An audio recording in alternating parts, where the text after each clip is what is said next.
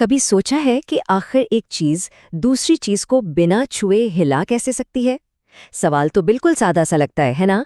लेकिन इसका जवाब हमारी कायनात के कुछ सबसे बुनियादी उसूलों को सामने लाता है। तो चलें इस दिलचस्प मौजू को खोलकर देखते हैं। देखिए, यही वो बुनियादी सवाल है जिसने सदियों से साइंसदानों और अजीम जहनों को परेशान किए रखा है। सच कहें तो ये बिल्कुल जादू जैसा लगता है, लेकिन इसके पीछे कोई जादू नहीं बल्कि साइंस के पक्के उसूल काम कर रहे हैं। और इस कुव्वत का नाम है मगनातीसियत। ये हमारे इर्द गिर्द हर जगह है, बिल्कुल खामोशी से अपना काम करती रहती है। फ्रिज पर लगे इस छोटे से नोट से लेकर हमारे पूरे सैयारे की हिफाजत तक। तो चलें इस अनदेखी कुव्वत की दुनिया में कदम रखते हैं और देखते हैं कि आखिर ये हमारी रोज़ाना की ज़िंदगी पर कैसे असर डालती है। हम इस कुव्वत को हर रोज़ देखते हैं। फ्रिज पर चिपके इस नोट को याद करें, या इस कंपास की सुई को जो हमेशा शुमाल की तरफ रहती है। फिर अनगिनत इलेक्ट्रिक मोटर्स का घूमना, और तो और ज़मीन का वो मैग्नेटिक फील्ड जो हमें सूरज की खतरनाक शुआओं से बचाता है। जरा सोचिए तो इसका पैमाना कितना वसी है। लेकिन ठीक है, असल सवाल तो ये है कि ये कुव्वत आती कहाँ से है। अच्छा, इसका जवाब जानने के लिए हमें बहुत ही छोटे पैमाने पर जाना पड़ेगा, मतलब बिल्कुल एक एटम के लेवल तक। हर चीज का सोर्स असल में ये है, इलेक्ट्रॉन स्पिन। ये इलेक्ट्रॉन्स की एक बुनियादी प्रॉपर्टी है, बिल्कुल उनके चार्ज या मास की तरह। और इस प्रॉपर्टी की वजह से हर एक इलेक्ट्रॉन खुद एक छोटा सा माइक्रोस्कोपिक मैग्नेट की तरह काम करता है। ये वाकई एक हैरान करने वाला ख्याल है, लेकिन जितनी भी मैग्नेटिसियत है, इसकी बुनियाद यही है। तो यहाँ एक बहुत ज़बरदस्त सवाल उठता है। अगर हर चीज़ में इलेक्ट्रॉन्स हैं और हर इलेक्ट्रॉन एक मैग्नेट है, तो फिर हर चीज़ मैग्नेटिक क्यों नहीं है? मतलब लकड़ी का टुकड़ा या प्लास्टिक की कुर्सी मैग्नेटिक क्यों नहीं होती? इसका जवाब इस बात में है कि एक एटम के अंदर इलेक्ट्रॉन्स किस तरह से ऑर्गेनाइज्ड हुए होते हैं। अच्छा, अब जो चीज़ वाकई दिलचस्प है वो ये समझना है कि लोहे का टुकड़ा और लकड़ी का ब्लॉक इतने अलग क्यों हैं।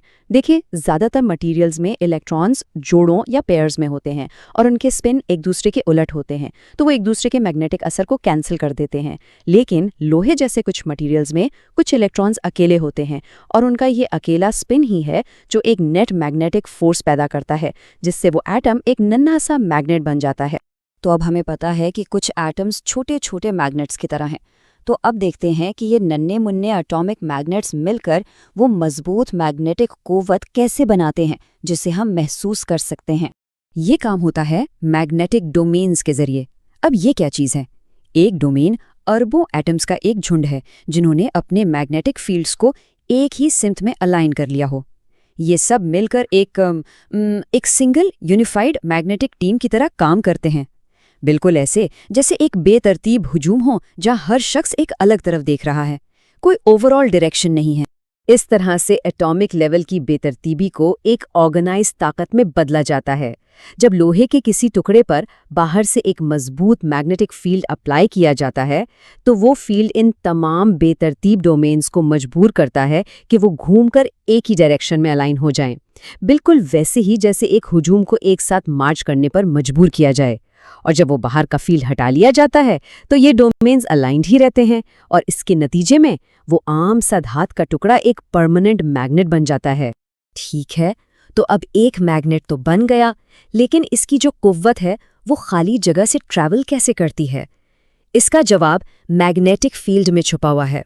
हम इस आर्किटेक्चर या ढांचे को देख तो नहीं सकते, लेकिन हम फील्ड लाइंस के कॉन्सेप्ट को इस्तेमाल करके इसका एक मैप जरूर बना सकते हैं। और ये लाइनें हमें दिखाती हैं कि कुव्वत किस डायरेक्शन में है और कितनी मजबूत है। इन फील्ड लाइंस के कुछ बिल्कुल सादे से असूल हैं। ये हमेशा नॉर्थ पोल से बहती हैं और साउथ पोल की तरफ जाती हैं। ये हमेशा मुकम्मल यानी अनब्रोकन लूप्स बनाती हैं। ये कभी भी एक दूसरे को क्रॉस नहीं कर सकती, और जहाँ ये लाइंस एक दूसरे के करीब होती हैं, वहाँ मैग्नेटिक फोर्स सबसे ज़्यादा मजबूत होती है। तो अब चलें इन्हीं सब उसूलों को एक बहुत ही बड़े पैमाने पर अप्लाई करते हैं और इस सबसे बड़े मैग्नेट को देखते हैं जिसे हम सब जानते हैं, हमारी अपनी ज़मीन। और ये सिर्फ कोई मिसाल नहीं है, हमारा पूरा सैयारा हकीकत में एक बहुत बड़े बार मैग्नेट की तरह काम करता है।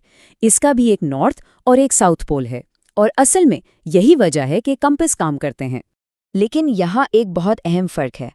एक बार मैग्नेट अपनी ताकत तो अलाइंड एटॉमिक स्पिन से लेता है, जबकि ज़मीन का मैग्नेटिक फील्ड वो उसके कोर में बहते हुए पिघले लोहे से पैदा होता है। ये एक तरह का बहुत बड़ा कुदरती इलेक्ट्रिकल जनरेटर है जिसे जियोडायनामो कहते हैं। ज़मीन की सतह पर इस फील्ड की ताकत तकरीबन 0.5 गाउस है। अब शायद ये सुनने में बहुत ज़्यादा ना लगे, लेकिन ये हमारे कंपासेस की रहनुमाई के लिए बिल्कुल काफ़ी है। और सबसे अहम बात यह है कि यही फील्ड एक हिफाजती बबल बनाता है जो तमाम ज़िंदगी को सूरज से आने वाली नुकसानदेह रेडिएशन से बचाता है। तो इस सफ़र का खुलासा क्या है? हमने एक सादे से सवाल से शुरू किया और सफ़र करते हुए क्वांटम की दुनिया तक गए और फिर वापस प्लैनेटरी स्केल तक आ गए। ये सब, हर चीज़ एक सिंगल इलेक्ट्रॉन के स्पिन से शुरू होती है। उन छोटे छोटे मैग्नेट्स को डोमेन्स में ऑर्गेनाइज करने से मजबूत कुव्वतें बनती हैं और मैग्नेटिक फील्ड्स इस अनदेखी कुव्वत को खला में फैलाते हैं। और ये सब हमें एक बहुत बड़े सवाल पर लाकर छोड़ता है। अगर एक छोटे से पार्टिकल का स्पिन सैयारों को बचाने वाली कुव्वत पैदा कर सकता है, तो और कौन सी ऐसी कॉस्मिक फोर्सेस हैं जो हमारी नज़रों के सामने ही छुपी हुई हैं और बस इस इंतज़ार में है कि हम उन्हें दरियाफ्त करें।